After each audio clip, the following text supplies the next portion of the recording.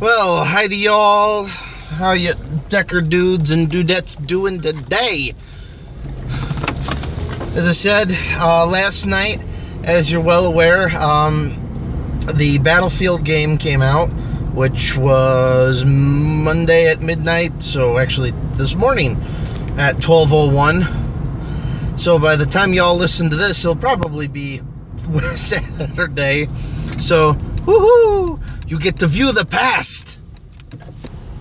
Well, I haven't gotten to play the game yet, but I happened to think last night as I had it next to me and was about to go to bed preparing for a major quiz this morning that I wonder what happened to the whole story line in video games these days. Somebody had brought up the argument yesterday about Final Fantasy 12 and the whole storyline issue with that game. I admit I haven't played any of the Final Fantasy games outside of Final Fantasy Dimensions.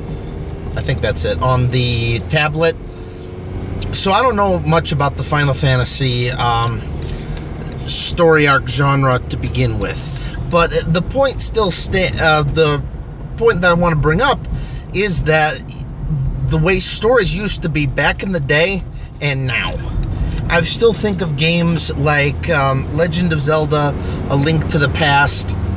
I am still own a Nintendo 64 just so I can occasionally pop in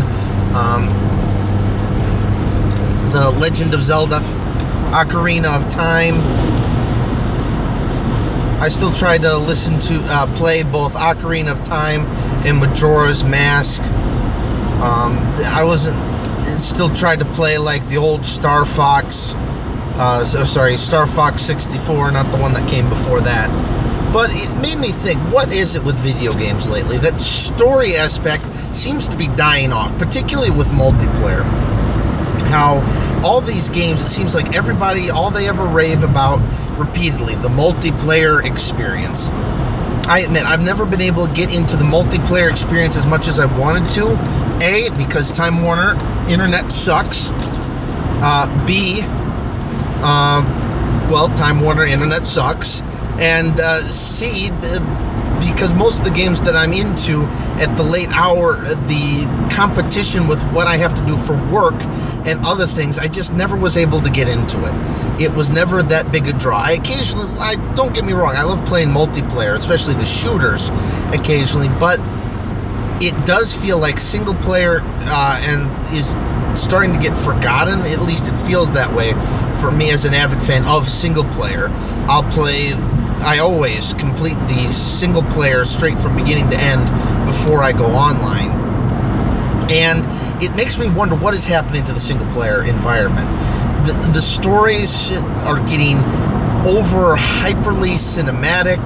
I mean, what was it? Call of Duty Ghosts, that I forget the writer's name that they hired to produce it as essentially a video game movie for that arcade shooter series. And it just makes me wonder,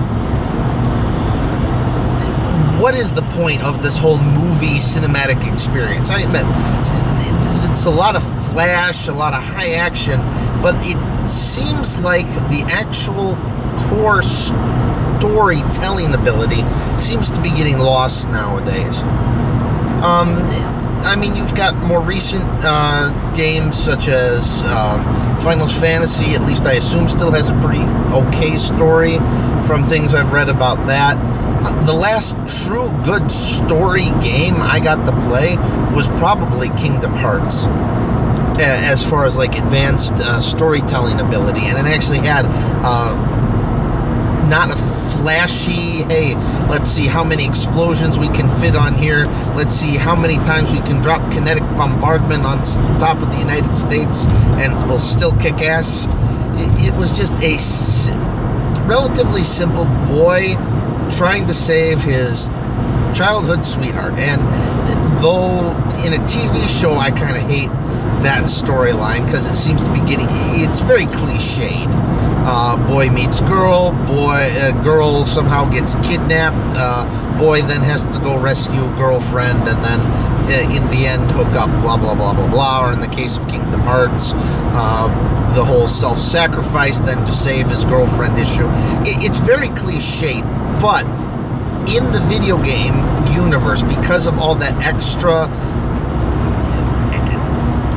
peripherals that went around it, in the case of Kingdom Hearts, it was still a good story, personally. But you go that and then compare it to Call of Duty Advanced Warfare. All they've done is taken an hour and a half action movie and turned it into a video game where you go around and shoot a couple people. You could cut and paste the title pretty much, and it would be like any other action shooter. I feel like, action movie. It feels like that storytelling ability is getting sacrificed just so that you have an excuse to go around and shooting people. You kind of notice that really with the arcade shooters, and that's all I have time for. I know I used to play JRPGs a lot, some of the old ones, especially like Chrono Trigger,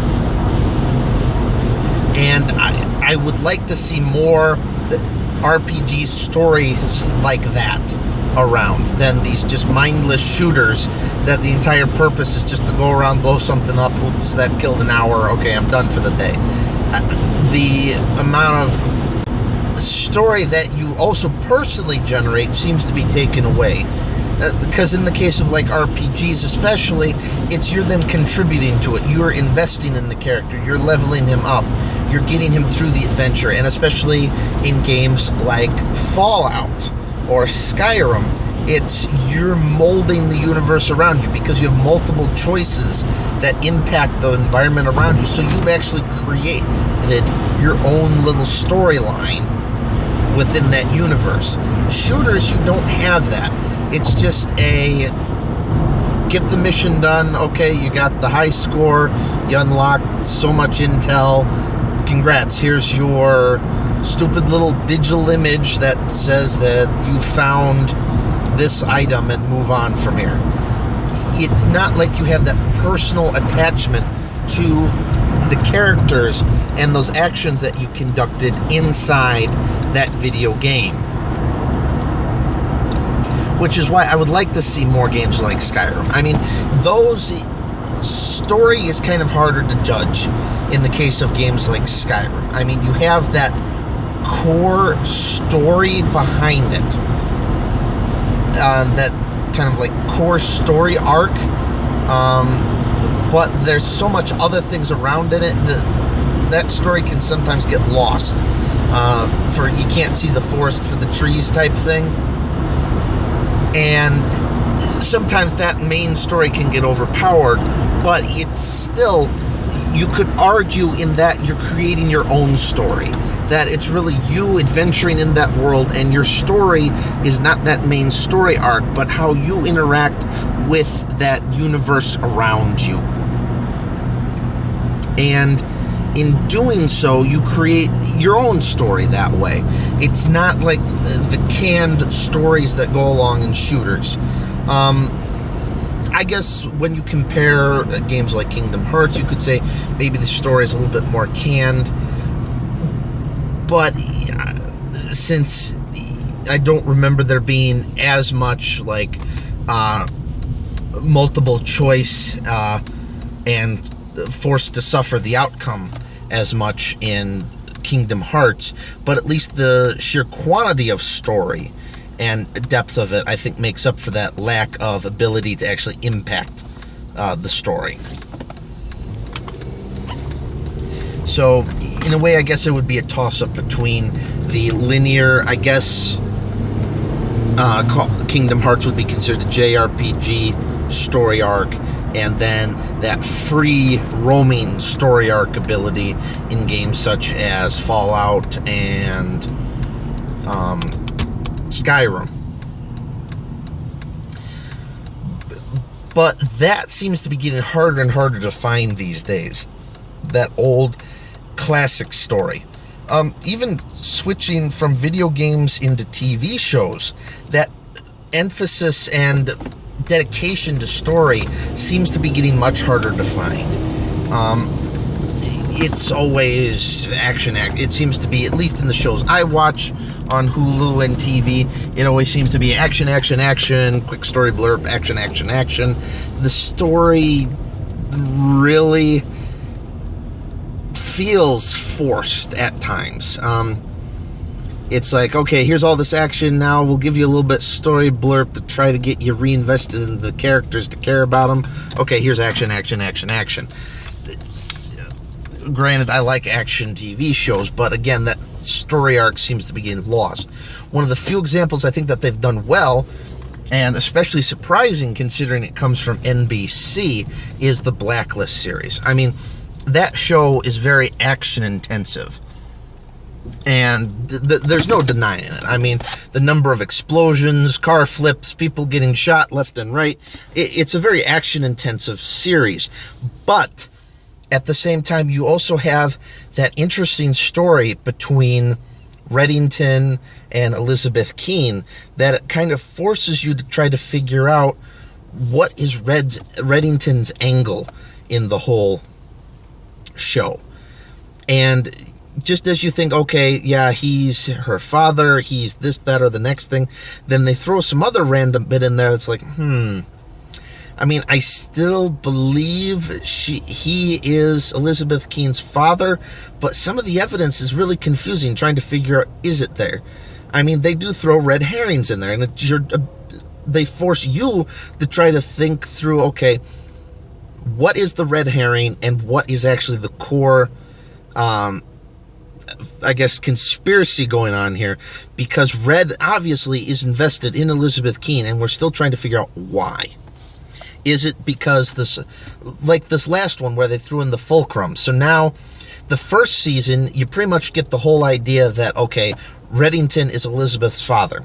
Well, now the second one with the introduction of the fulcrum issue, it now makes you wonder, is he actually her father, or is he just involved because of whatever this blackmail file is, and he knew her actual father? We don't know. And that's a nice twist that they threw in there, because now you're trying to figure out which story arc is what is his actual relationship going to be. And that type of story you don't find much in TV anymore. And I like it that NBC has actually finally gotten this gem TV show together that actually is intriguing, and you want to find out what's Reddington's next angle that he's going to play. What is the next operation they're going to be in? Because everything always involves Red trying to work that angle to benefit himself in some way. He does a lot of good, but I mean, he helps the FBI take down some really nasty people, but it's always, what is that extra angle of his? And you compare it to games like Advanced Warfare, Jonathan Irons, okay, instantly, your first meeting, okay, son dead because of faulty U.S. military policy in the year 2050, okay? Suddenly becomes world's largest military corporation. It feels so quick and so hurried. There's not a real chance to flesh out the character and to get his motives, and instead all they do is just throw it in your face. Okay, he's pissed at the world. Okay, he's going to go around, kill everybody, and conquer it to reshape it in his image. I mean, that's every megalomaniac's desire anyway. And I wish that they wouldn't just take that cheap story and actually be able to make a fleshed out story that intrigues you, draws you in, and challenge you to wonder, to sift through the information more. That they don't just hand it to you on a platter, that you have to force you to sift through multiple sources of information, all of which is contradictory, trying to figure out where is the truth in this. That's just me and my opinion on the story arcs, but I would like to see more conspiracy angled story arcs, because I've always enjoyed those. Going all the way back to the X-Files, immense fan of that series.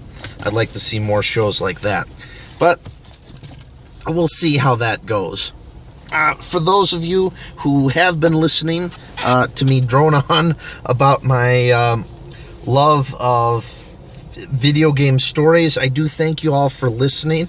If you are interested in helping let me know that I'm not just falling on deaf ears and that you would like to voice your opinion, that you would like me to continue just talking aimlessly. I do ask that you do hit that big old subscribe button below, and also you hit the big nice like. I'm trying to set up a SoundCloud account, so for this, if I can just get enough free time to get around to doing it, so hopefully, since I think this would be better suited in podcast format rather than a YouTube video, hopefully try switching over to that sometime soon. However, I don't have a time frame yet, so please don't hold me to it, but I'll try to get all these old videos on SoundCloud as well. Again, thank you all for listening, and have a good day, everybody. See ya!